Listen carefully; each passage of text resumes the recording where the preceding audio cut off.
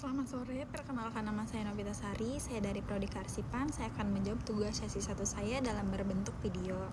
Untuk soal pertama, kemukakan dan contohkan organisasi sektor publik di wilayah domisili rekan-rekan mahasiswa dan sebutkan perubahan apa yang terjadi pada organisasi tersebut. Jawabannya untuk contoh organisasi sektor publik Indonesia, contohnya salah satu yaitu Dinas Kependudukan dan Pencatatan Sipil atau biasa disebut Disdukcapil. Perubahan yang terjadi di Dukcapil Kota Tangerang telah melakukan digitalisasi layanan administrasi atau kependudukan online seperti KTP, kartu keluarga, dan akte kelahiran. Untuk saat ini, masyarakat dapat mengakses layanan secara resmi atau secara online melalui situs aplikasi berbasis Android, sehingga proses pengurusan dokumen menjadi lebih cepat dan efisien tanpa harus datang langsung ke kantor. Untuk soal kedua ini, saya akan menjawab dengan pertanyaan mengapa organisasi tersebut perlu melakukan perubahan dan faktor-faktor apa saja yang mendorong organisasi tersebut sebagai dasar untuk melakukan perubahan.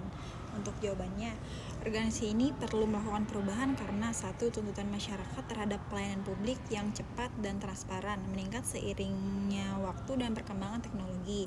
Untuk yang kedua, dia lebih efisien dalam waktu dan biaya dalam pelayanan dokumen. Untuk yang ketiga, pandemi COVID ini mempercepat kebutuhan layanan tanpa melakukan tatap muka. Dan keempat, tingginya volume permohonan dokumen kependudukan yang tidak lagi efisien jika hanya dilayani secara manual. Untuk faktornya, satu, teknologi. Faktor teknologi ini adanya teknologi digital yang memungkinkan pelayanan tanpa tatap muka menjadi pemicu utama. Untuk yang kedua, kebijakan pemerintah instruksi dari dalam negeri untuk mengembangkan layanan administrasi kependudukan berbasis digital. Untuk yang ketiga, tekanan sosial dan tuntutan masyarakat khususnya generasi muda meningkatkan pelayanan yang lebih cepat dan bisa diakses melalui lebih ponsel. Untuk keempat, kompetensi antar daerah, pemerintah kota, kepercayaan mendukung pembangunan daerah. Untuk yang kelima, efisiensi organisasi, digitalisasi membantu mengurangi beban kerja staf, meminimalkan birokrasi, dan mempercepat alur layanan.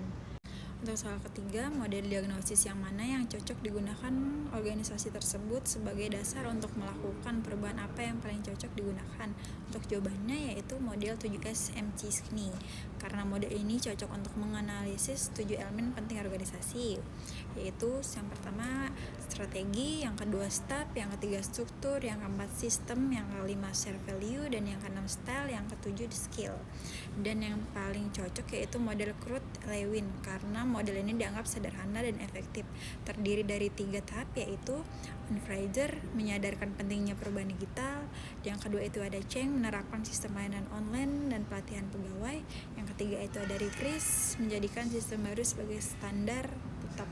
Sekian jawaban dari saya, terima kasih.